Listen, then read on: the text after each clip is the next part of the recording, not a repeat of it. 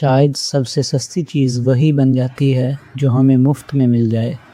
ہمیں اسلام وراثت میں ملا، ہم مسلمان گھرانوں میں پیدا ہوئے، ہمارے کانوں میں اذان گونجی، ہمارے ہونٹوں پر کلمہ آیا، مگر شاید اس لیے ہم اس نعمت کی حقیقی قدر نہ کر سکے۔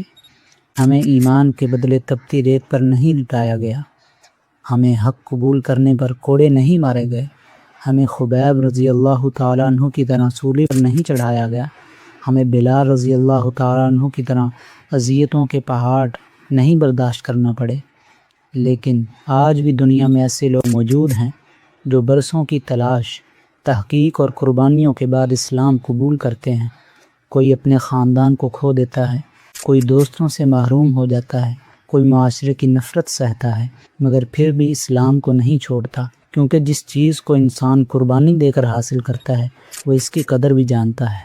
اور ایک ہم ہیں جنہیں اسلام بغیر کسی قیمت کے ملا، مگر ہم آہستہ آہستہ اس دین سے دور ہوتے جا رہے ہیں۔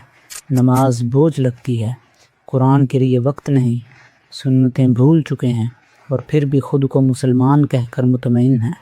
ذرا سوچئے، اگر اسلام ہمیں وراثت میں نہ ملتا بلکہ اسے حاصل کرنے کے لیے قربانیاں دینا پڑتی تو کیا ہم واقعی مسلمان بننا قبول کرتے، یا پھر ہم بھی دنیا کی خاطر اس سچائی کو چھوڑ دیتے؟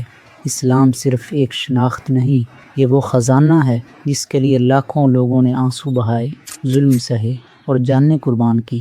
اس کی قدر کیجئے اس سے پہلے کہ ہم صرف نام کے مسلمان رہ جائیں۔